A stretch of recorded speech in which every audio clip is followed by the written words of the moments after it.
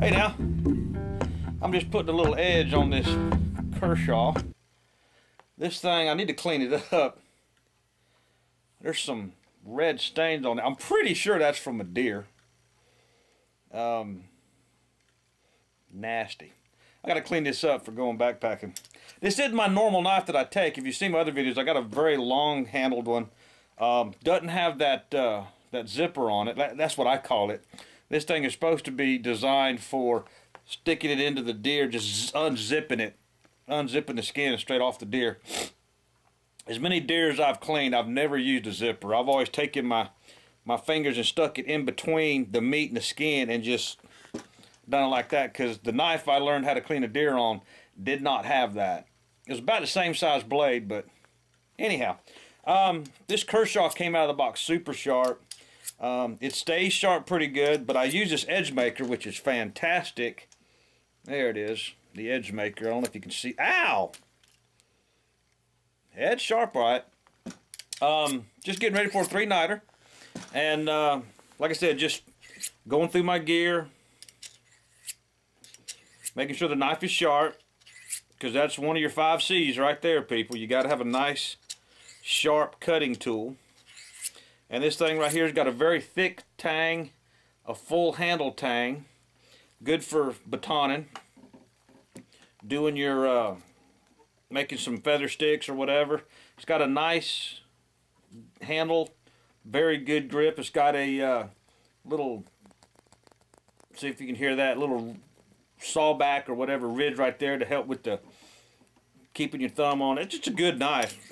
Not used at backpacking. Cleaned plenty of deer with it, but not used at backpacking. So this will be a good test for that. What I'm going to talk about today is, if you've seen a lot of my videos in the past, I'm all about making my own, modifying a lot of gear. My Eno hammock does not come with a ridge line. I put one on it. The suspension gear that comes with it's too heavy. I lightened it up with some Amsteel whoopee slings. And today you're going to see me attempt, hopefully it'll work, to take out that vertical zipper. The Eno hammocks come with a vertical zipper. That makes absolutely no sense to me. I don't know what Eno's thinking. Eno, if you're watching this, put a horizontal zipper in your bug nets, people. You don't walk through the bug net. You open the bug net, sit down in your hammock, and you have to fight with that zipper to get your legs into the hammock so you can lay down. It's just too difficult. If you had a horizontal zipper, you could lift it all up, get in the hammock, close it down, zip it up. It's beautiful. It's perfect. So actually what I thought about doing was taking out the whole vertical zipper, putting in a horizontal zipper. I don't think I'm going to do that. Thank you to Frankie. I love that guy. If you haven't seen his channel, watch his channel. The guy goes all over Superior Hiking Trail, sleeps in a hammock. He's awesome. It's a great channel. Frankie, keep them coming, brother. I love them. He talked about on his how to take some blank bug netting and sew it together and have you a bug net with no zipper at all. He uses shock cord on the bottom. So I'm going to attempt to duplicate that today. I'm going to string this all up in my basement here. And hopefully it'll work. Hopefully I won't ruin it. You know, bug net's fairly expensive. And guys at Eagle Nest Outfitters, I'm telling you, please consider putting in a horizontal zipper. It's so much more efficient. It's easier to get in and out of. It's just cumbersome to try to find, you know. Put it all right here, because we're laying down horizontal anyhow. All we got to do is lean up, grab the zipper, reach behind us, grab the zipper, and pull it closed. Have a nice day. Or, in this case, have a nice night. Unzip it. You can flip it over, so you could use your hammock as a chair with no bug net.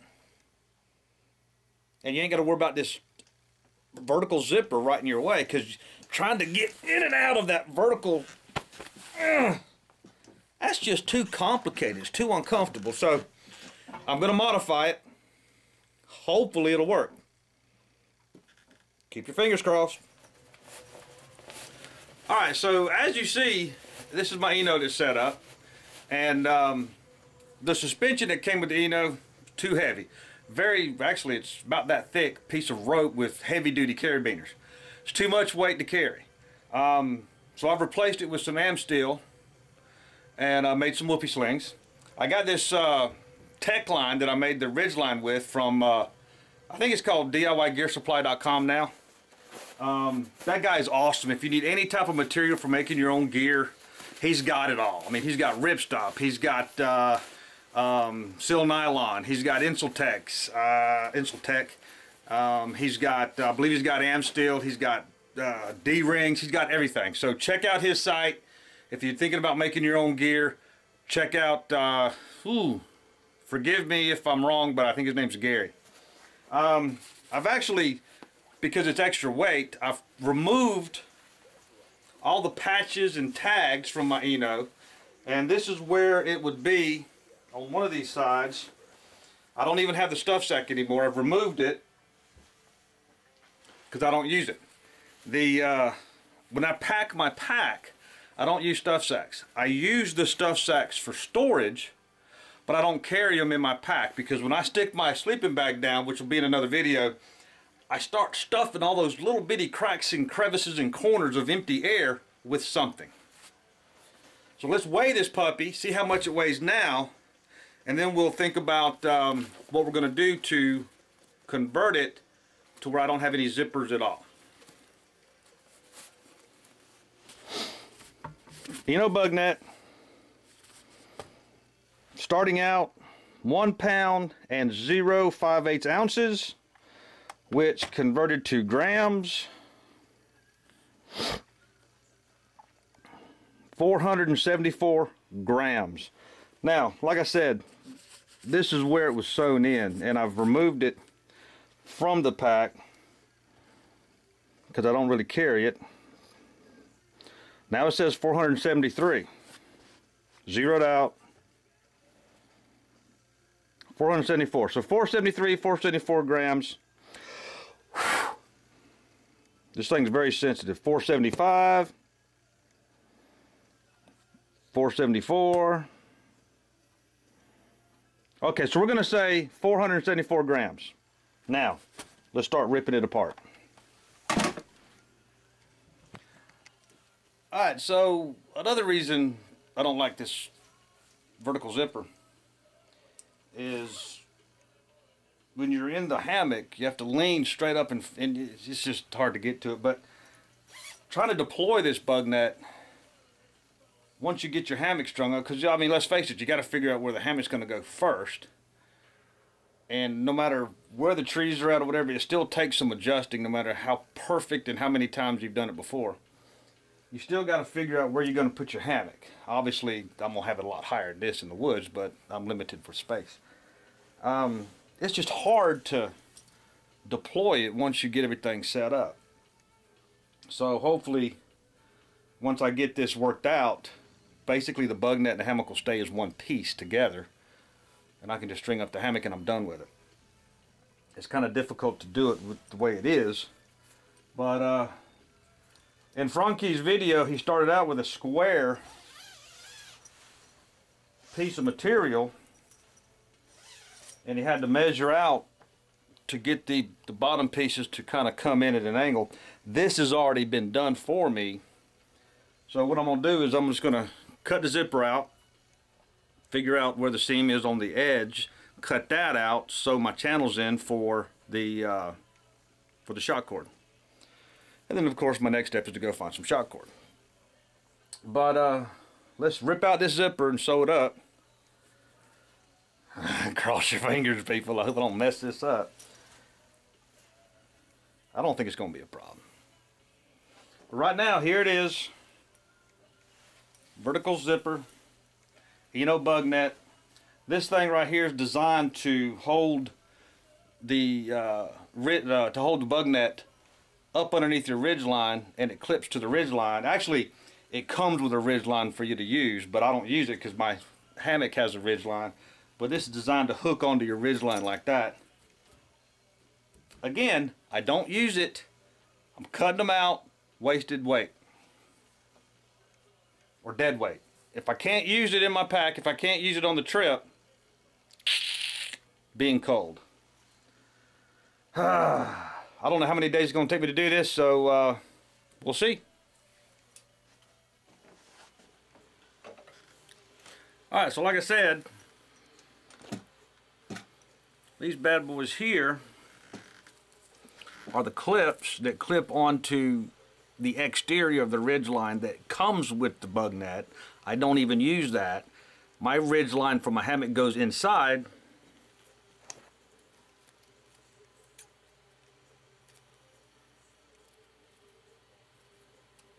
Goodbye. Now I may save these and use them for something else, but right now, even this is coming off.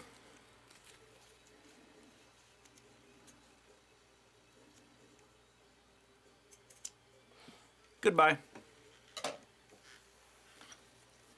There's another one, and I'm going to cut the rest of these off. I had started ripping the seam out using my seam ripper to try to keep it neat. But hopefully you can see that it's leaving some pretty nasty holes from the thread injector from before. It's not much usable in my opinion, so rather than going through all that extra time of cutting all this string off and ripping the seams and all that, I'm just gonna cut it with the scissors. I can always fold it over and seam it back up. My concern right now is how to work with this part where it's stitched in here without disturbing the integrity of the top seam. So, back to the drawing board.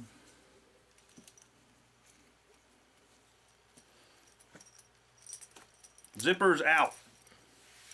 I measured it. Oh, it's 4.5. There you go. It's 4.5 feet. So that comes to about there. It's kind of nasty.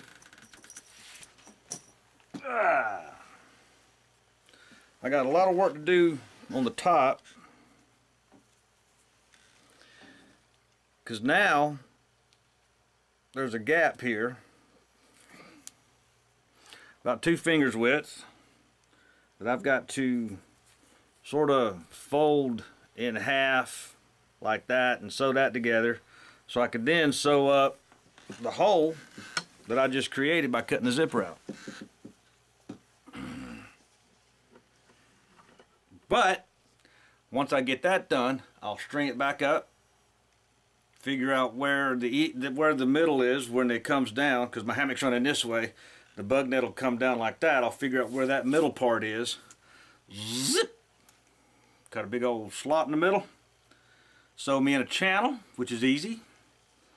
And from the looks of it, I won't need much of a bungee cord, so I'll probably just take the bungee cord off my pack so I can put this together and make sure it works. And if it does, then I'll run to REI and figure out, wait a minute, look at that. I've already got a seam. It's already got a seam in the middle. How about that? This is the bottom.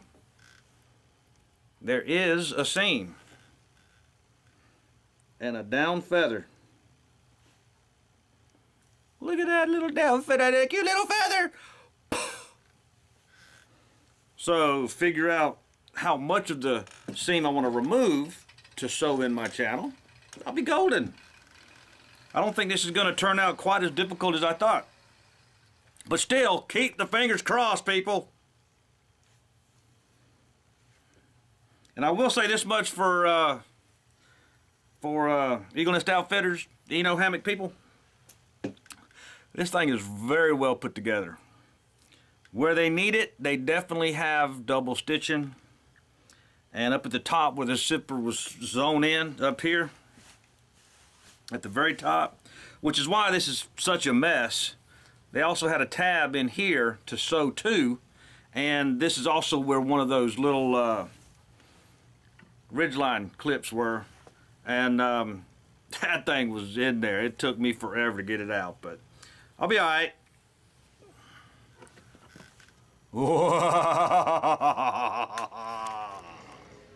There we go. Now, in all fairness, I still have to do a little bit of work up here because there is this gaping hole at the top. I'll probably throw some grow grain on top of that and seal it up, but the seam is pretty nice. It's not too bad. And I do have a seam down here that I can work with. And that end covered up pretty nicely. So I figured if I cut about here, which is, you can kind of get an idea of where it's at. If I cut it right here, all the way down to about here, and throw in my shot cord, I should be okay. Now, the channel, or the ends already have a channel on them for the draw cord. I've contemplated cutting the string off here, but that does help keep the bug net taut and in a good position. I've got about this much room. There's the end of my hammock, and I've got, I don't know, foot or so there, and there's my end. I got a little bit more room over there, so this gives me a little bit of a way to keep it nice and tight off my ridge line, which it doesn't matter. But so my next step would be to cut out the regular seam and put in some shot cord. I think I got enough of that shot cord. It doesn't look like much, and I think we'll have us a winner. But keep the fingers crossed, people, because there's still much room to mess up. Yeah, buddy, we're gonna have us some fun.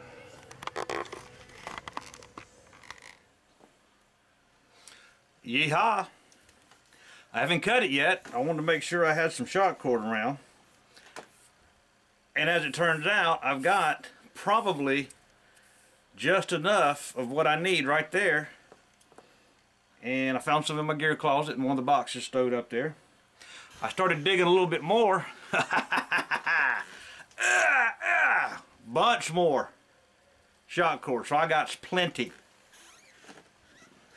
So actually, since, you know, I bought the bug net some time ago, this project won't cost me a dime. And it will cost me a little bit of weight. Well, it won't cost me weight, I'll be able to save some weight. Yay! Now I gotta get these knots out of here. I hate knots. I'm not a knot person. I'm just gonna cut that off. Goodbye. I'm gonna melt the ends and I'm gonna wear it out. So there we go. We got the channel lock running all the way around to here.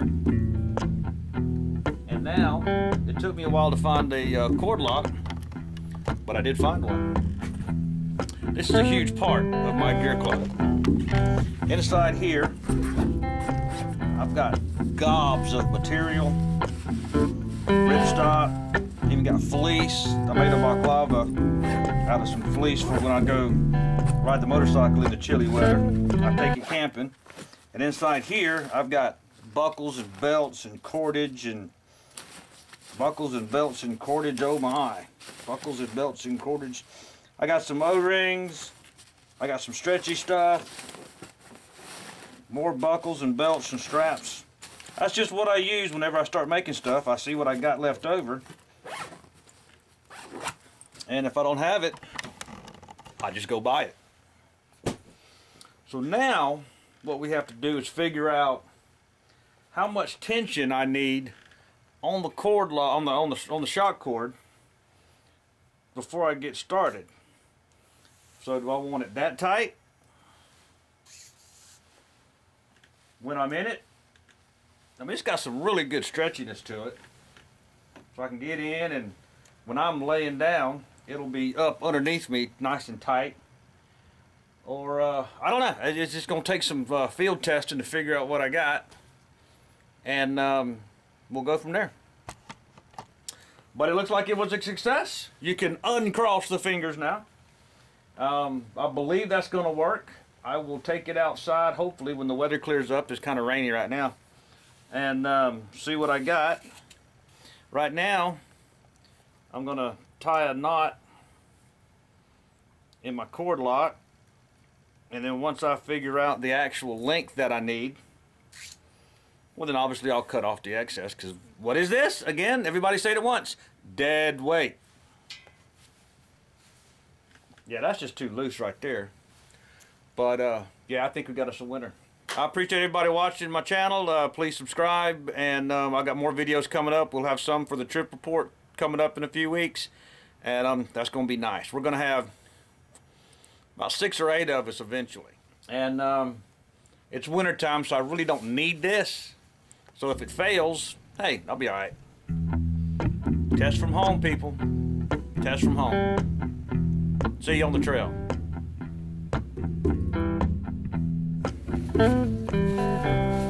Oh, wait. Don't go nowhere. Hang on. You thought I forgot, did you? You thought, well, what about how much does it weigh? I didn't forget. I forgot. I'm sorry. We gotta weigh this puppy, see how much I took off. I had to review the tape to see.